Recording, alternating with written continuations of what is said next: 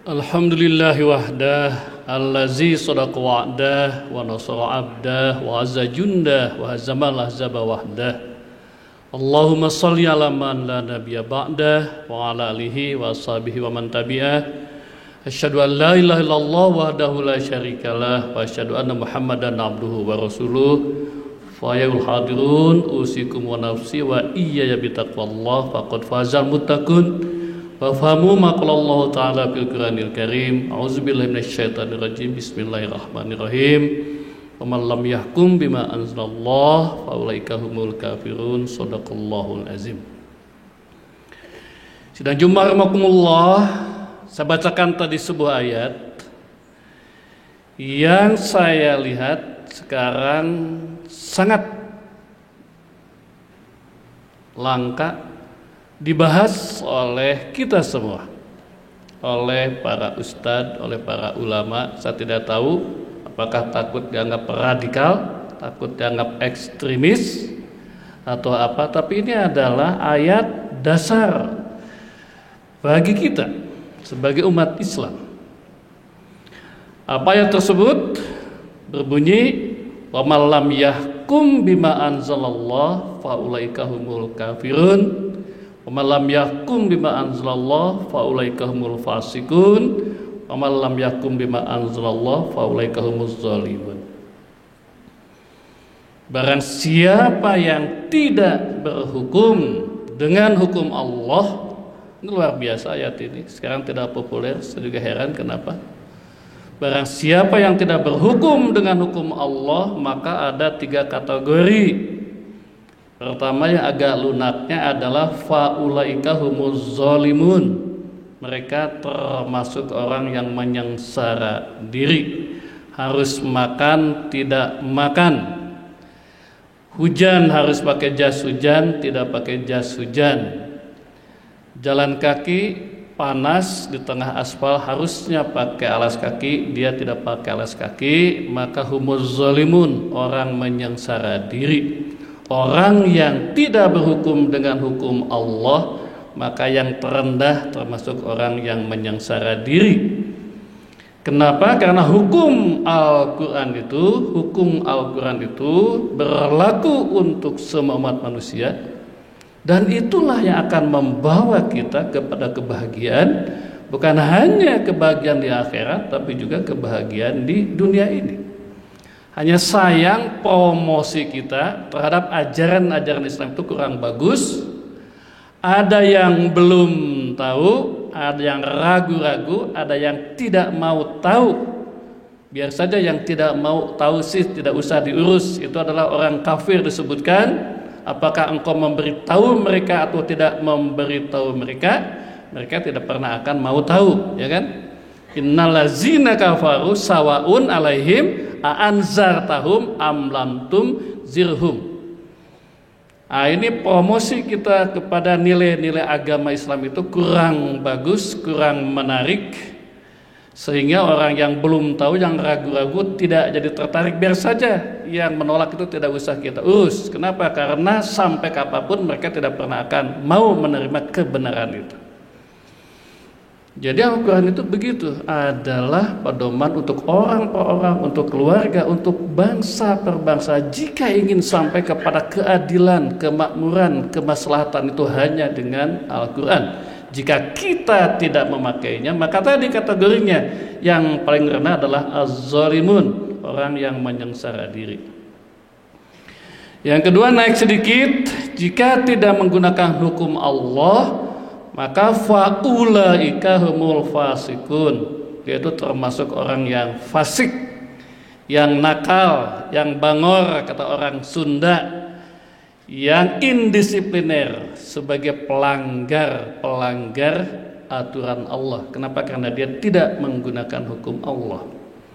Dan yang ketiga, saudara-saudaraku yang saya cintai, jika kita tidak menggunakan hukum Al-Quran, faulaika humul kafirun, kita termasuk orang yang kafir loh di mata Allah. Mohon maaf, saya anggota DPR Pak, ya enggak? Saya anggota DPR, sekarang saya di badan legislasi yang tugasnya membuat undang-undang. Saya paham sekali Barang siapa yang tidak menggunakan hukum Allah, maka puncaknya kita termasuk orang yang kafir. Jadi bapak-bapak jangan salah. Nanti bapak ditanya, pertanggungjawaban sebagai pribadi, oke. Pertanggungjawaban sebagai kepala rumah tangga, oke. Pertanggungjawaban sebagai tetangga mungkin bagus, dan kita semua, apalagi saya, akan dimintai pertanggungjawaban sebagai warga negara. Ya, di mata Allah itu bagaimana usaha kalian sebagai warga negara untuk mensosialisasikan ajaran Islam ini. Tidak bisa kita diam-diam saja. Cukup hanya urusan keluarga, cukup hanya urusan tidak, urusan berbangsa, bernegara juga. Kita harus ingat kepada Al-Quran itu. Hanya tolong jangan diedit pernyataan saya. Sekarang suka banyak manipulasi video, ya enggak? Hanya kita harus tahu bahwa kita berada di negara Pancasila. Hukum tertinggi di negara Pancasila adalah, di Indonesia adalah Pancasila. Hukum tertinggi ini adalah konsensus kita. Memang dulu para pejuang kita menetapkan kan ketuhanan yang Maha Esa dengan melaksanakan syariat Islam bagi pemeluknya. Sebagai bentuk toleransi kita, salah kalau sebutkan umat Islam tidak toleransi. Sebagai bentuk toleransi kita rela untuk mencabut kewajiban melaksanakan syariat Islam bagi pemeluk-pemeluknya. Kenapa? Untuk dipersembahkan kepada NKRI ini. Tapi sebagai orang mukmin yang suka sholat, yang suka umroh, yang suka haji, yang suka sholat, yang suka tahajud, kita tetap ada kewajiban. Bagaimana kita melaksanakan hukum Islam bukan hanya urusan pribadi, urusan keluarga, tapi juga urusan berbangsa dan bernegara. Di negara apa? Di negara yang sudah kita konsensus, sepakat, jangan dikurangi, jangan diganggu, sepakat bahwa negara kita hukum tertingginya adalah Pancasila. Nah, bagaimana caranya? Nah, caranya adalah bagaimana kita bisa mengikuti apa kata Bung Karno.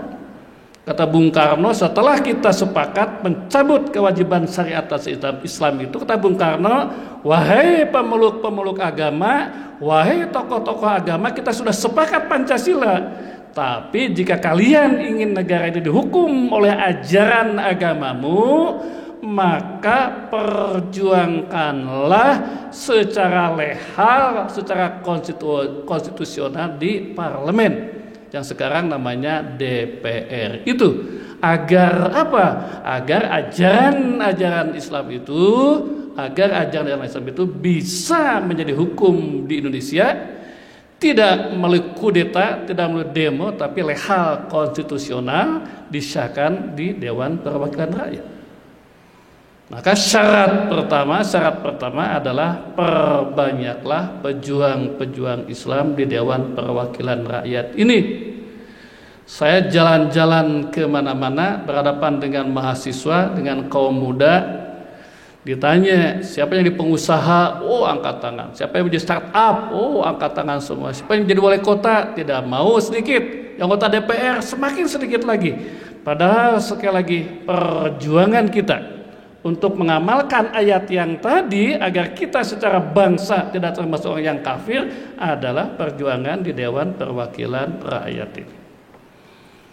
Inilah bapak-bapak yang harus menjadi pikiran kita sampai kapanpun. Bagi orang yang faham kepada tauhid, sampai kapanpun kita tidak akan sampai kepada kebahagiaan sejati di dunia, adil, makmur, sejahtera, apalagi di akhirat jika kita tidak berhukum kepada Al-Quran sebagai bangsa. Tapi kita ingat, kita sudah sepakat Pancasila, maka perjuangkanlah itu dengan berbagai cara. Yang dimulai adalah penguasaan di Dewan Perwakilan Rakyat.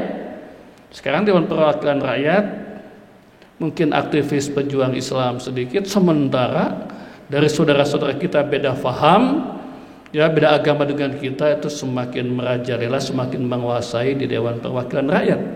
Padahal apa bapak-bapak? Padahal perjuangan mereka banyak yang memperjuangkan nilai-nilai komunisme, banyak yang memperjuangkan nilai-nilai sekularisme, banyak yang memperjuangkan nilai-nilai liberalisme. tapi mereka luar biasa well planned. Mereka sangat bagus perencanaannya dan well organized, sangat bagus pengorganisasiannya. Akibatnya apa? Maka nilai-nilai yang bisa jadi kapitalisme, semacam undang-undang Omnibus Law, draft undang-undang Omnibus Law itu luar biasa, bahwa itu adalah kapitalisme, tapi kami dirapikan oleh kami. Mungkin pernah mendengar undang-undang haluan di dalam Pancasila, pernah dengar? Di undang-undang itu Pak, kata agama, kata iman dan takwa dihilangkan kok Pak. Saya dengan teman-teman berjuang di sana untuk menjaga ada kata agama, kata iman dan takwa. Oleh siapa? Oleh saudara-saudara kita beda agama, beda faham. Berjuangkan komunisme. Tadi Badan Legislasi juga saya beri contoh Pak, undang-undang penghapusan kekerasan seksual. Itu memberikan ruang kepada seks bebas dan memberikan ruang kepada LGBT. Sesuai tidak dengan Pancasila? Tidak sesuai kan? Masuk kok jadi pasal-pasalnya. Kenapa? Karena yang tadi well planned, mereka perencanaannya bagus dan well organized, timnya luar biasa bagusnya. Padahal sekali lagi faham-fahamnya bertentangan dengan Pancasila. Islam coba, ada tidak yang bertentangan dengan Pancasila? Tidak ada yang bertentangan dengan Pancasila. Bahkan Islam menginspirasi Pancasila. Tapi karena perencanaan kita, karena perjuangan kita tidak terencana dengan baik, tidak terorganisir dengan baik, maka banyak nilai-nilai kapitalisme, sekularisme, liberalisme yang masuk ke sana. Saya kemarin dengan izin fraksi saya memperjuangkan undang-undang ketahanan keluarga Pak. Salah satu poin undang-undang ketahanan keluarga adalah anak ikut agama orang tua. Setuju tidak? Setuju kan? Ajaran Islam tidak? Ajaran Islam kan Pak? Ditolak habis Pak, ditolak habis. Kenapa? Ini dia anggap adalah ajaran radikal, ajaran ekstrim yang tidak sesuai dengan hak asasi manusia, begitu Pak. Lah ajaran Pancasila ya enggak? Yang ini lebih kontroversi lagi. Ada pasal yang mengatakan bahwa kepala rumah tangga adalah laki-laki. Islami tidak? Islami kan? Pancasilais tidak? Pancasilais kan enggak Pak? Oh, ditentang oleh faham-faham feminisme, faham-faham sekuler. Tidak bisa. Yang harus jadi kepala rumah tangga tidak bisa laki-laki. Maka undang-undang itu yang Pancasilais, ketahanan keluarga, diramaikan. Disebutnya adalah sebagai undang-undang yang tidak Pancasilais, radikal, dan lain-lain. Kenapa? Karena ada dua pasal itu yang jelas-jelas. Pasal itu adalah sesuai dengan Pancasila berdasarkan kepada Islam. Nah ini bapak-bapak yang saya prihatinkan. Di sini luar biasa Jamaah Istiqomah, banyak aktivis-aktivis, banyak ketua-ketua ormas, banyak lembaga-lembaga dakwah. Saya ingin bertanya, pernah tidak kita mengagendakan soal perjuangan hukum melalui Dewan Perwakilan Rakyat? Saya kemarin mempertahankan undang-undang haluan ideologi Pancasila, ya kan Pak? Saya berjuang tadi. Pertahankan kata agama, ditolak kan? Syukur bapak-bapak penolak. Sekarang muncul lagi Pak. Sekarang muncul lagi. Luar biasa saudara-saudara kita dari faham lain dimunculkan lagi untuk dibahas. Dan akan dibahas.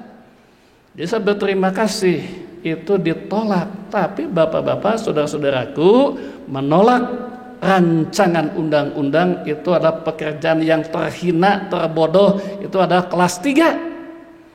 Kelas 3 hanya menolak Pak undang-undang, itu pekerjaan kita dan kita bangga dengan demo kita, ya enggak? Naik sedikit, bukan menolak undang-undang tapi mengisi undang-undang. Apa mengisi undang-undang itu? Dewan Perwakilan Rakyat menetapkan program prioritas legislasi nasional. Misalnya ada 20, diambil bapak-bapak oleh saudara-saudara kita dari paham lain, dipelajari di tiap undang-undang itu nilai-nilai apa yang harus kita masukkan. Itu adalah mengisi. Yang ketiga menolak, itulah hanya bisanya kita dengan demo bangga pakai teriak Allahu Akbar, bagus. Yang kedua adalah mengisi, kita tidak melakukannya. Dan yang ke satu luar biasa yang dilakukan oleh saudara-saudara kita faham lain, agama lain adalah membuat undang-undang. Bagaimana caranya? Setiap ada Dewan Perwakilan Rakyat yang baru, dia mikir dalam periode ini undang-undang apa yang harus kita golkan dengan nilai-nilai faham-faham mereka. Begitu, Pak.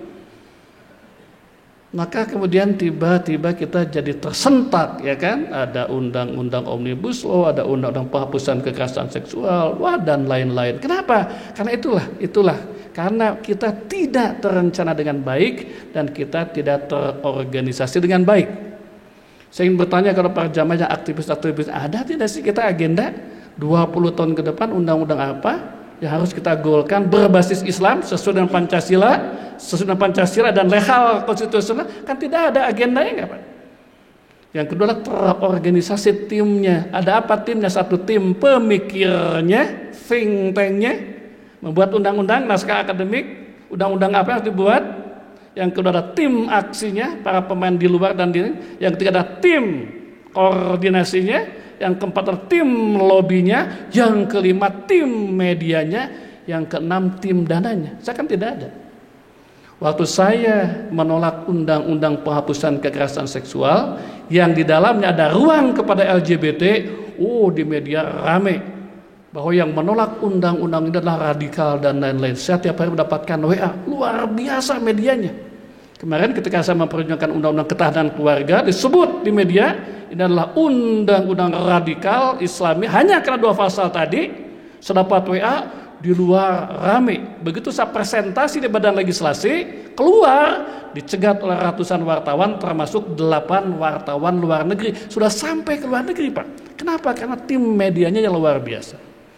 Maka adik-adikku ya yang suka media, tolong medianya digunakan untuk berbagai kepentingan kita, termasuk jika ada agenda tentang undang-undang ini. Saya diprotes oleh umat, ya Pak Sodik sih tidak memberitahu. Nah inilah saya katakan, tugasnya bukan memberitahu, tugasnya adalah memperjuangkan kan diskusi itu. Yang memberitahunya ada siapa? Tim media. Ya tim media yang tidak ada. Jadi kita tidak punya agenda, termasuk agenda tentang undang-undang di Indonesia berbasis kepada Pancasila, berbasis kepada Islam. Yang kedua tidak punya timnya. Maka jangan sedih, jangan nangis jika nanti maka banyak sekali undang-undang yang bertentangan dengan Pancasila, apalagi dengan Islam, diisi paham liberalisme, diisi paham kapitalisme, diisi paham sekularisme. Kita bisa menangis. Kenapa? Karena yang tadi, umat Islam tidak ada agenda dan umat Islam tidak ada timnya. Dan jumarakumullah, inilah sebagai tukar menukar pengalaman saya. Dan sekali lagi itu adalah amanat Allah. Hukum tertinggi adalah Al-Quran, tapi kita di negara Pancasila tidak bertentangan dengan Islam, bahkan banyak nilai Islam ya masuk Pancasila. Banyak saudara-saudara kita beda faham, beda agama yang memperjuangkan nilai-nilai yang bertentangan dengan Pancasila, ajaran komunisme, ajaran sekularisme, ajaran liberalisme. Tapi karena mereka punya perencanaan yang bagus dan punya tim kerja yang bagus, maka banyak yang masuk menjadi undang-undang. Nah kita bisanya protes, kita bisanya menolak, tidak bisa begitu. Itu ada pekerjaan yang ketiga, menolak itu. Yang kedua adalah mengisi, dan yang kesatu adalah membuatnya. Dan jumarakumullah, demikian. Saya tidak bicara untuk urusan pribadi, urusan keluarga, tapi urusan bangsa. Kenapa? Karena kita nanti di akhirat bukan hanya ditanya sebagai pribadi, sebagai anggota keluarga, tapi juga ditanya sebagai warga negara. Apa yang sudah kalian lakukan untuk mensosialisasikan ajaran Islam, ajaran Al-Quran yang la raiba fihi, yang tidak ada keraguan di dalamnya. Bahkan itu semua adalah akan membawa kita, orang per orang, keluarga per keluarga, dan bangsa per bangsa kepada baldatun thayyibatun wa rabbun ghafur. Ya, bahagia dunia dan akhirat sebagai bangsa karena kita berpedoman kepada nilai-nilai itu. Barakallahu li wa nafani wa iyyakum bima fihi wa dzikril hakim.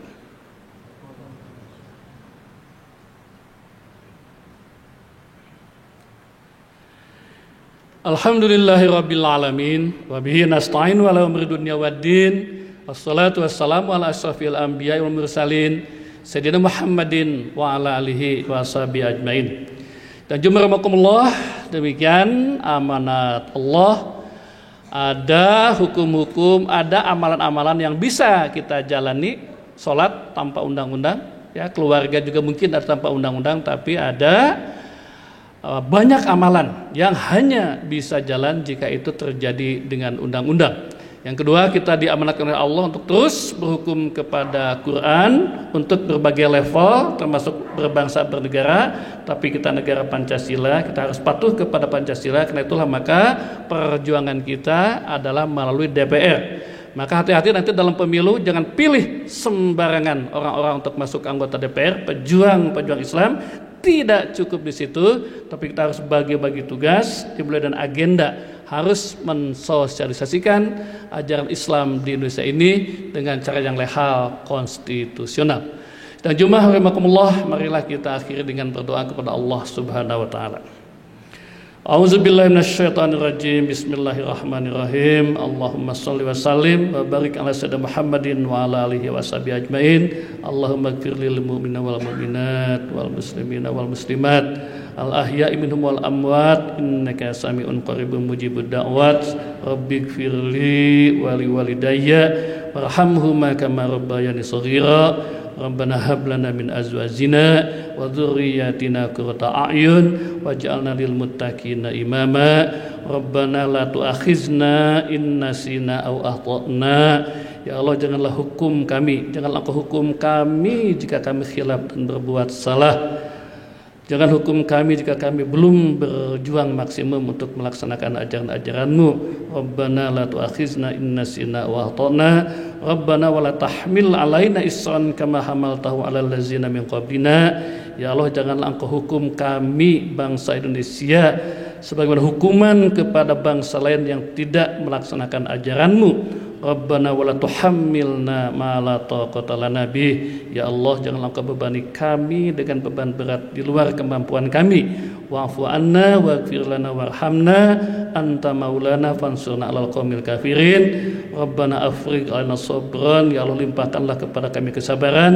Wasabbit aqdamana, mantapkanlah hati kami di jalan-Mu. Fansurna 'alal qaumil kafirin. Bantulah kami menghadapi segala macam bentuk kekufuran dan kekafiran.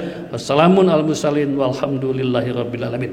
Terima kasih. Assalamualaikum warahmatullahi wabarakatuh.